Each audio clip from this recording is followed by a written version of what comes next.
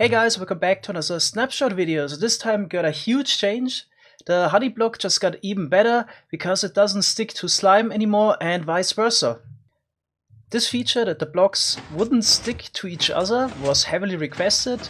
At first it looked like it wouldn't be implemented or would be implemented in another way. For example, that we could have dyed slime. But yeah, Mojang changed their mind. After yesterday was announced the Bedrock Edition would get this feature. And yeah, today Java Edition got it as well. I'm definitely in favor of this. It will make a lot of contraptions easier, of course, and also make flying machines more compact. We already experimented around a little bit with this new feature and just want to show you some basic examples of it, but I'm quite sure this will be content for a couple of months because pretty much everything can be improved in one way or another with this new feature. Okay, so let's start with the really obvious one. We can now make this, for example, tileable, that we activate something here at the top with slime blocks. So you can see you can track the honey, turns off the lamp, you can do the same with the slime here. So this is one of the more obvious features. But yeah, this is incredibly powerful also for flying machines and slimestone.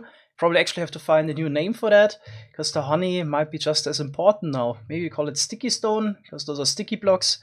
Not quite sure what we're gonna agree on in the end.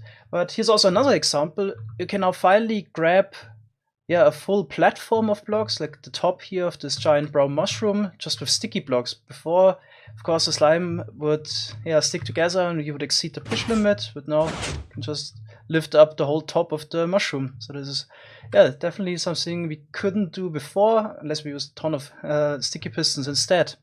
Also, finally, we could make easy tileable flying machines. The one problem is that, well, sometimes it's good, sometimes it's bad that we can't really power the honey blocks. So I couldn't just attach the observers directly at the block. Sometimes it's a downside, but sometimes it's also really good. The honey block is different in that regard.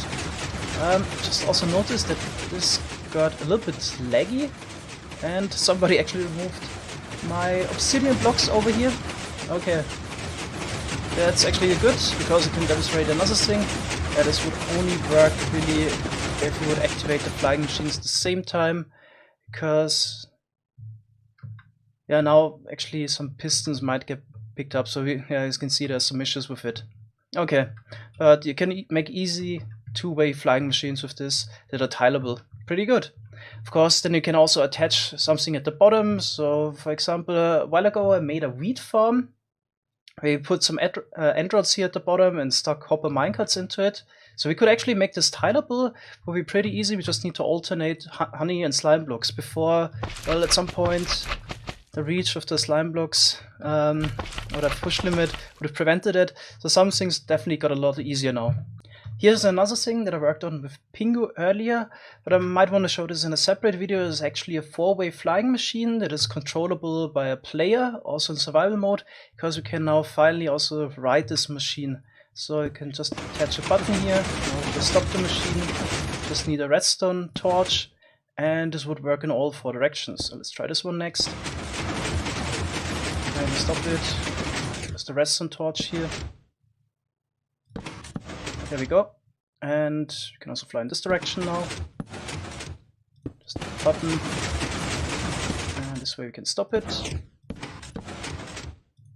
And of course we can also fly in that direction. So there's really a four-way flying machine that you could use in survival to get to places.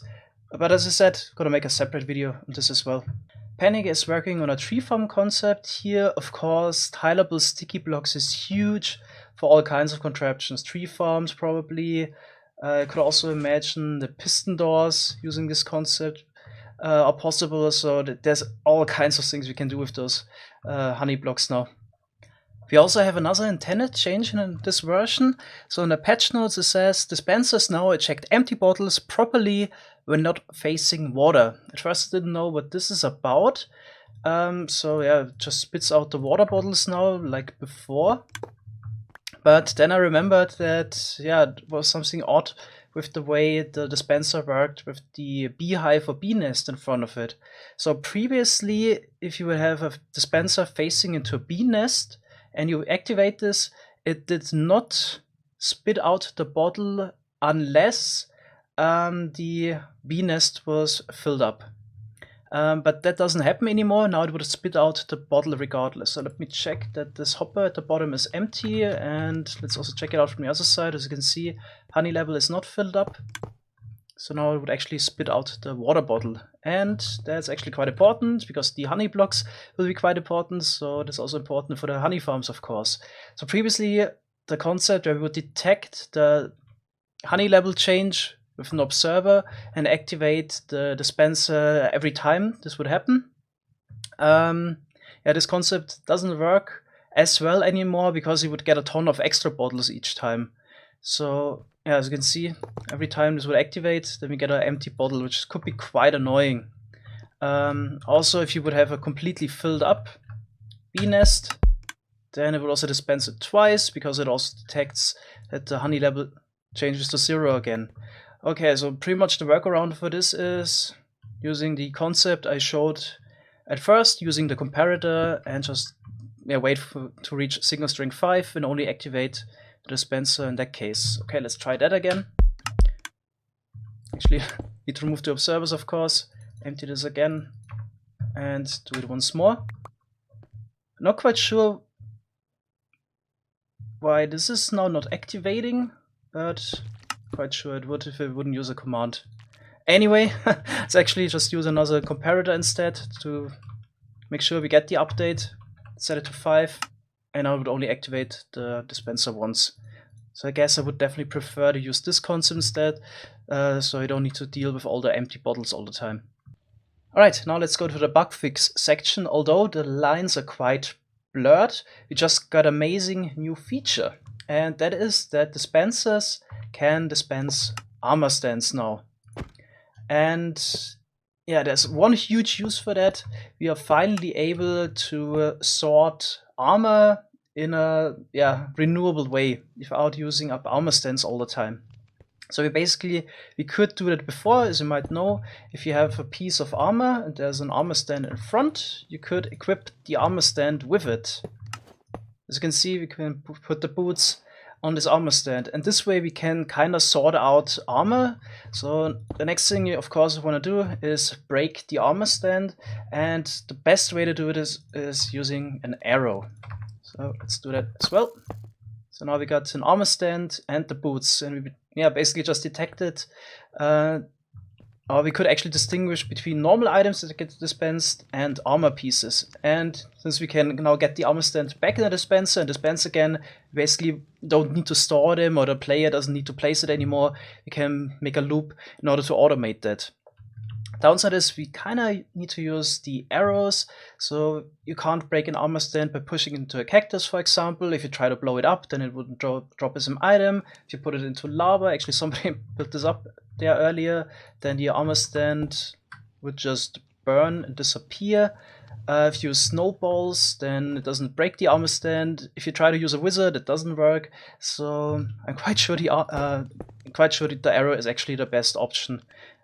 So in case you want to make an armor sorter with this, probably want to supply it with arrows, but this shouldn't be a problem because arrows mostly don't have a real use. So it's nice that we can use those arrows now for, in order if you ever want to sort out armor, which could, for example, be useful if you have a fish farm and you want to sort out those leather boots. This would be one application. Actually, I already quickly put an armor sorter together. Might make an extra video about this as well. Just want to quickly show it. So if you put helmet or any other armor piece into the dispenser, quickly equip the armor stand, we break it again and sort it out. So the armor goes into the bottom chest. If you would use a different item like this potion here, then it would dispense it, and it's immediately picked up by the hopper minecart. So it's picked up a little bit earlier than if you would equip the armor stand with it. So the bottle goes in here. Let's try that again. You can see now we got the second helmet there, so you can distinguish between armor and other non-stackable items. Of course, if you would hook this up to a main storage system, you would need to make sure that you already sorted out water buckets and lava and so on. But yeah, you can definitely hook this up to your sorting system. What you unfortunately still can't do with the system is distinguish between the armor types, so it just detects in general if you have a piece of armor. You could to a certain extent, sort the armor pieces using zombies, but this also doesn't work perfectly. For example, it can't distinguish between, I think, golden boots and leather boots, for example. So it's also not a perfect system, but this is definitely quite helpful. Oh yeah, by the way, I got a few more bug reports. For example, here's one. The dispenser can't make a hopper minecart out of a normal minecart. This definitely should be fixed. Or here, this mushroom can't be sheared by a dispenser with shears in it. It should also definitely be fixed. Or I actually would expect that I can place blocks with the dispenser. This is definitely another bug here. And here's also a new one. You can now use fire charges to ignite a campfire. There we go. And we also have another bug fix. Some mobs were still able to jump on honey blocks, like for example slime and the magma cubes. So you can see they're no longer able to jump on the honey blocks. Let's also try the magma cubes. Those are usually the even better jumpers, especially the large ones. They can jump up to 4 blocks high, but it seems like not anymore. This is only like 1.5 blocks high. Although the question should be if this makes sense from a lore perspective, with the recent change that slime doesn't stick to honey. Would actually expect that the slimes now can jump on honey. So not quite sure if this is intended. Also, while we're at the topic, since sticky pistons can grab honey, if this would make sense. I hope it does, because for flying machines it would be super important that sticky pistons can grab honey blocks. So I really hope this stays from a lore perspective, or even better would be if you would get honey pistons. So those honey pistons could maybe do something special, like grab entities and grab honey blocks, so this would be even better, but I don't think this will be added. So I really hope that, yeah, at least the sticky piston can grab the honey. Apart from that, a lot of rendering issues were fixed in this version, so the game is getting better and better in that regard. There's still some odd things left, like for example this grass block I'm holding in my hand. I think it has the snow texture on top. So there's still some odd things right now in the game. Hopefully this will be fixed in the next versions. Alright, that's it for today. Thanks guys for watching. Hopefully see you tomorrow. I already got those 2 contraptions prepared, just need to make a video about it. Alright, bye bye.